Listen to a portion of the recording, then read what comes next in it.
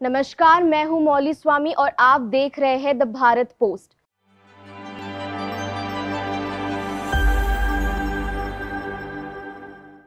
आज हमारे बीच एक बहुत ही खास मेहमान मौजूद है, सामाजिक कार्यकर्ता श्री आदित्य भगत जी। बहुत स्वागत है सर आज आपका हमारे शो में। धन्यवाद मौली। आपको बता दें कि हाल ही में श्री आदित्य भगत जी को NSUI छत्तीसगढ़ का प्रदेश महासचिव नियुक्त किया है। बहुत बहुत शुभकामनाएं सर आपको इस बात की। Thank you so much sir, तो मेरा पहला प्रश्न इसी से जुड़ा रहेगा कि ये जो नई उपलब्धि आपको मिली है, तो इस महत्वपूर्ण जिम्मेदारी के प्रति आगे संगठन को लेके आपका क्या रोड मैप रहेगा? देखिए, सबसे पहले तो बहुत बहुत धन्यवाद कि आपने मुझे इंटरव्यू के लिए बुलाया और समस्त भाई बहनों को मेरा जोहार। ये जो जिम्मेदारी मिली है, ये हमारी पार्टी की पुरानी परंपरा रही है कि जो व्यक्ति बहुत अच्छा काम करते हैं, अपनी जिम्मेदारियों पे काम करते हैं, उन्हें मौका दिया जाता है। तो मेरे जैसे युवा को अगर ऐसा मौका दिया गया है तो मैं पूरी जिम्मेदारी के साथ अपना कार्य निभाऊंगा। और अभी वर्तमान में हमारा पहला उद्देश्य तो यही है कि हम जो हमारी सरकार अच्छे कार्य कर रही है, हम उसको हमारे ग्राउंड लेवल तक, जो हमारे ग्रामीण तक ये जो बात पहुंचानी है, ये हमारा पहला प्रायोरिटी है।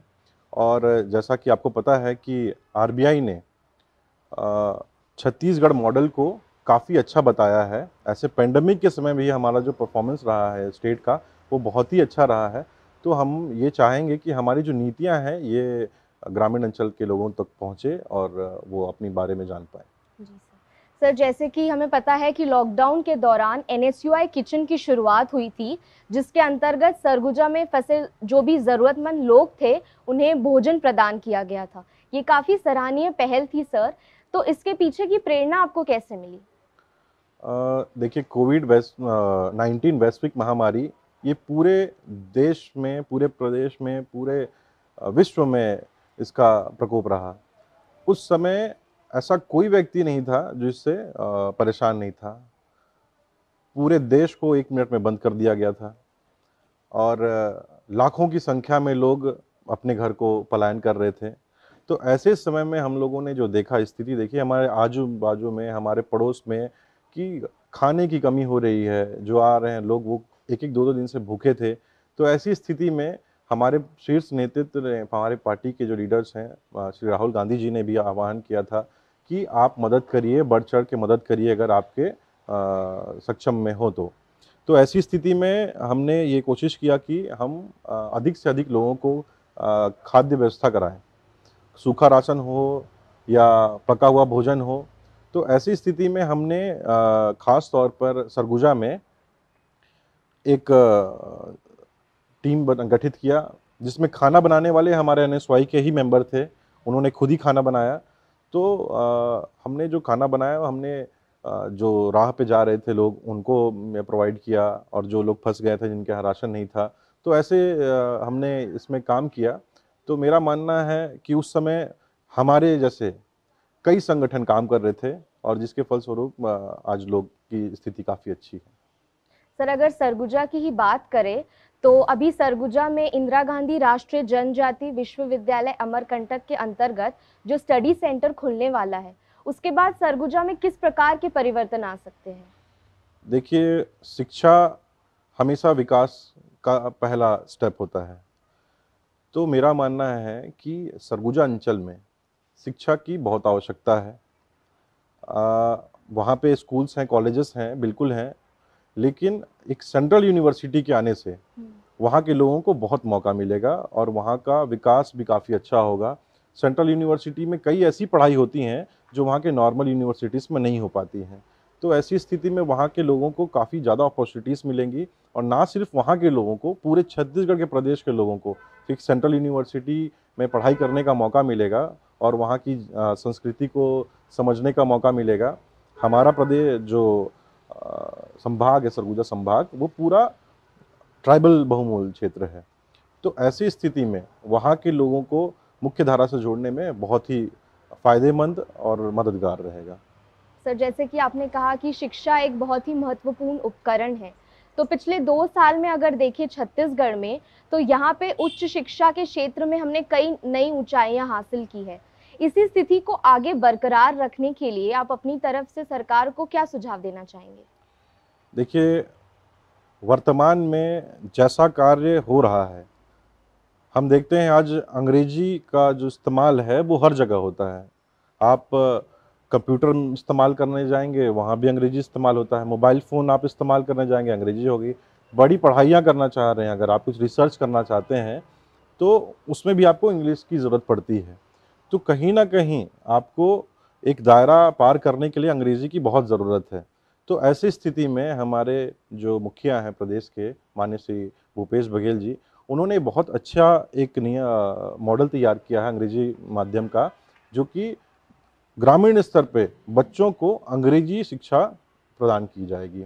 उससे होगा क्या कि जो फाउंडेशन में बच्चों को अंग्रेजी सीखने का जब मौका मिलेगा, तो वो पढ़ाई और अच्छे से कर पाएंगे और आने वाले कंपटीशन एग्ज़ाम हो गए और जो बड़ी पढ़ाई होगी उनके लिए वो पहले से तैयार होंगे। और ये तो रही अंग्रेजी माध्यम की बात। और पैंडेमिक के समय में जब पूरा स्कूल कॉलेजेस बंद कर दिया गया था, पूरा देश बंद था, ऐसे समय में भी शिक्षा को ध्यान में रखते हुए जो पढ़ाई तू हर द्वार का जो प्रोग्राम लेकर के आए, वो बहुत ही सराहनीय है। बच्चों को काफ़ी सहूलियत हुई, ऐसे पैंडेमिक के समय भी अपने शिक्षा से वो जुड़े रहे। तो मेरा मानना है कि सरकार बहुत अच्छा कार्य कर रही है और मेरा सुझाव ये रहेगा कि इसी प्रकार की इनोवेटिव आइडियाज़ के तौर पे शिक्षा को बढ़ाया जाए। और जैसे जो ग्रामीण क्षेत्र हैं, जहाँ पे पहुँचहीन है इंटरनेट, ऐसी जगह में भी कुछ व्यवस्था की जाए ताकि वो अच्छे से पढ़ाई कर सकें और मुख्य धारा से जुड़ सकें। बहुत अच्छी बात है सर। और एक क्वेश्चन मेरा इलेक्शन से जुड़ा रहेगा कि जैसे कि हमें पता है कि विधानसभा इलेक्शन में कांग्रेस ने सबसे ज़्यादा सीटों के साथ बहुमत हासिल की थी, लेकिन अगर हम दूसरी तरफ लोकसभा इलेक्शन की बात करें तो हमें अपेक्षित परिणाम नहीं मिल पाया। इसके पीछे का कारण क्या हो सकता है? देखिए, कारण बहुत सारे हो सकते हैं, लेकिन कुछ सवाल हैं जो मैं हमेशा से पूछना चाहता हूँ और ये काफ़ी साइंटिफिक है, रीज़नेबल है। ऐसा नहीं है कि अगर कोई इस चीज़ों पे बात कर रहा है तो वो गलत है। मेरा मानना है कि हमारे जो एजुकेशन है उसका पहला जो रिस्पॉन्सिबिलिटी है कि हम सवाल उठाएं। देखिए, सवाल उठाने से ही सारे चीज़ का समाधान मिलता है, तो सवाल उठाना ज़रूरी है। तो मेरा सवाल ये है कि हम हैं विकासशील देश और पूरे विश्व में और भी विकसित देश भी हैं। तो ये जो विकसित देश हैं, ये ईवीएम का इस्तेमाल नहीं करते हैं। अब सवाल ये भी आएगा कि छत्तीसगढ़ में कैसे जीत गए? तो इन सवालों के जवाब से पहले मैं चाहूँगा कि कुछ चीज़ों को हम बहुत बारीकी से समझते हैं। देश में ईवीएम का इस्तेमाल होता है। किस देश में होता है? जो विकासशील है। जो विकसित देश हैं, वो ईवीएम का इस्तेमाल नहीं करते हैं। क्यों नहीं करते हैं? उनका ये मानना है कि कोई भी टेक्नोलॉजी बहुत आसानी से हैक की जा सकती है। बड़े-बड़े बैंक अकाउंट्स हैक किए जा चुके हैं, नासा तक के वेबसाइट हैक किए जा चुके हैं, सैटेलाइट हैक किए जा चुके हैं, मोबाइल फ़ोन बहुत आसानी से हैक हो जाता है। तो हैक होने की प्रक्रिया तो है ही। जहाँ टेक्नोलॉजी है, वहाँ पे कुछ भी चीज़ किया जा सकता है, संभव है, मुमकिन है। हार्वर्ड की यूनिवर्सिटी ने ये डेमो करके दिखाया था कि कैसे ईवीएम हैक किया जा सकता है। ऑक्सफोर्ड की यूनिवर्सिटी ने इसको प्रूफ करके दिखाया था कि कैसे हैक किया जा सकता है और एक प्रॉपर उनके पास एक स्टडी भी है कि इंडिया में जो ईवीएम है उसको आसानी से हैक किया जा सकता है। तो मेरा ये कहना है कि इतनी बड़ी-बड़ी जो देश हैं, उनके इतने बड़े-बड़े यूनिवर्सिटी हैं, उन्होंने प्रूफ कर रखा है कि हैक किया जा सकता है। तो हम जो कि आज विकासशील हैं, हम क्यों इतना अधिक ईवीएम पे दिल लगा के बैठे हैं? हमें मौका देना चाहिए। और बहुत बड़ा सीरियस कंसर्न है, लगभग हज़ारों की संख्या में कैंडिडेट्स ने अलग-अलग जगह से, ऐसा नहीं बोल रहा हूँ कि सिर्फ छत्तीसगढ़ से या राजस्थान से या दिल्ली से या मध्य प्रदेश से इस पे सवाल उठाया है। कई बड़े-बड़े जगह से लोगों ने सवाल उठाया है और बहुत सीरियस चार्ज है कि इसमें कुछ ना कुछ तो टेम्परिंग है ही। मेरा ये कहना है कि पहले की स्थिति में हमारे पास फोर्स की कमी थी, पहले के समय में हमारे पास संसाधनों की कमी थी। आज संसाधन पर्याप्त मात्रा में है, फोर्स पर्याप्त मात्रा में है, क्यों ना बैलेट पेपर से किया जाए और दूध का दूध, पानी का पानी वहीं पे हो सकता है। तो अगर जो हमारा इलेक्शन कमीशन है, वो भरोसा दिलाने में अगर नाकामयाब है, तो मेरा ये कहना है कि हमें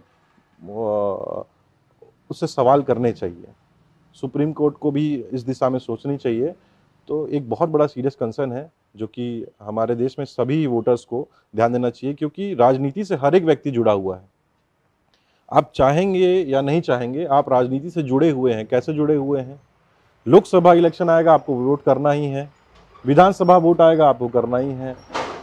आपके पंचायत इलेक्शन आएंगे, आपके जिला स्तरीय इलेक्शन आएंगे। तो इन सभी जो चीज़ों में हम और हमारे आजू बाजू के लोग हमेशा जुड़े रहते हैं। तो अच्छी सवाल होने चाहिए और सवाल करने ज़रूरी हैं। और हमको भरोसा नहीं है ईवीएम पे, तो इलेक्शन कमीशन को इसको क्लियर करना चाहिए। सर, जैसे कि हम जानते हैं कि युवा शक्ति जो होती है वो देश की रीढ़ होती है, तो आपके हिसाब से एक युवा की कितनी महत्वपूर्ण भूमिका रहती है किसी भी प्रदेश के विकास के लिए? युवा के बिना विकास असंभव है। युवा एक ऐसी शक्ति है जो कि आने वाले जनरेशन को लेके चलती है। जो हमारे बुजुर्ग होते हैं वो हमें एक सीख देते हैं, समझ देते हैं, लेकिन युवा उस समझ के साथ में आगे बढ़ता है। कोई भी देश, कोई भी प्रदेश और विश्व युवा के बिना आगे नहीं बढ़ सकता। तो मेरा मानना है युवा के बिना कुछ नहीं किया जा सकता। युवा है तो तरक्की है, सब कुछ है। और आज प्रदेश में इन्हीं सब चीज़ों को देखते हुए हमारी जो सरकार है वो युवाओं को आगे बढ़ाने के अधिक से अधिक मौके तैयार कर रही है। आपको पता होगा कि जो बेरोजगारी दर है वो पूरे देश में कई जगह बढ़ा है। कोविड के बाद तो करोड़ों की संख्या में लोग रोजगार गया है, लेकिन फिर भी छत्तीसगढ़ में बेरोजगारी का दर नीचे आया है। तो मेरा मानना है कि जो हमारी सरकार है बहुत अच्छा काम कर रही है और बेरोजगारी को घटाने में बहुत मदद कर रही है। आने वाले समय में कम से कम और जल्द से जल्द इस परेशानी को दूर किया जाए, इसी पे हमारा फोकस रहेगा। सर, जैसे आपने बेरोजगारी की समस्या के बारे में बात किया, तो अगर बाकी अन्य बड़े राज्यों के मुताबिक अगर हम छत्तीसगढ़ की तुलना करें तो यहाँ पे यह समस्या काफ़ी कम है, लेकिन इसी स्थिति को हम आगे कैसे बेहतर बना सकते हैं?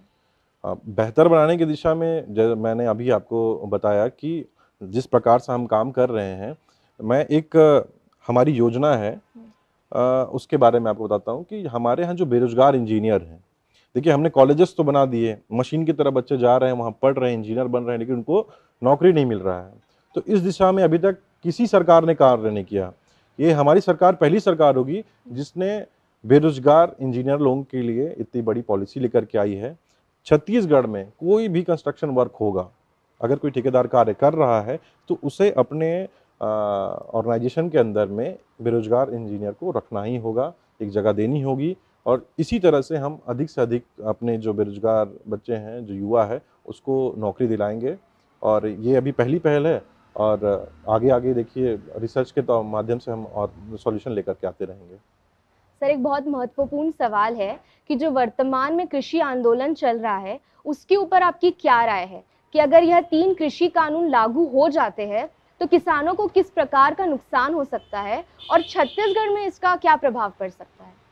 देखिए, कृषि कानून, हमारी पार्टी ने इस बात को बहुत ही क्लियरली मेंशन किया हुआ है, साफ तौर पे बताया हुआ है कि हम इस बिल का समर्थन बिल्कुल नहीं करते हैं।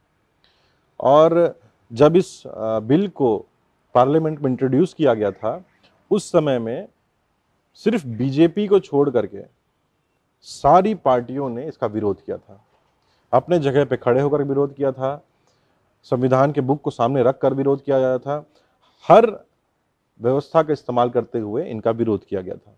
लेकिन उसके बावजूद भी वहाँ पे एक तुगलकी फरमान के तौर पे वॉइस रेस करते हुए इस बिल को पार कर दिया गया।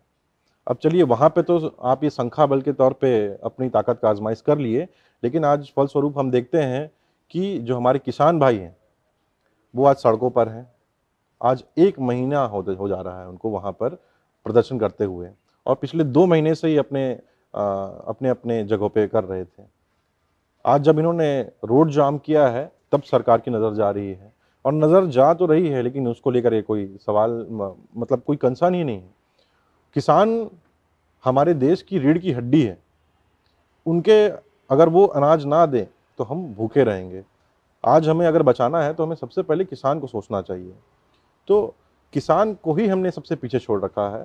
तो मेरा ये मानना है ये बिल किसी काम का नहीं है, इसे फाड़ करके फेंक देना चाहिए। बहुत अच्छा लगा सर आपसे बात करके और आपकी विचारधाराओं के बारे में जान करके, जो छत्तीसगढ़ को लेकर है और खासकर यहाँ के युवाओं को लेकर है। तो आगे भी हम ऐसे ही नए मेहमानों के साथ जुड़ते रहेंगे और करते रहेंगे भारत की बातें। आप भी हमारे साथ बने रहिए और देखते रहिए द भारत पोस्ट।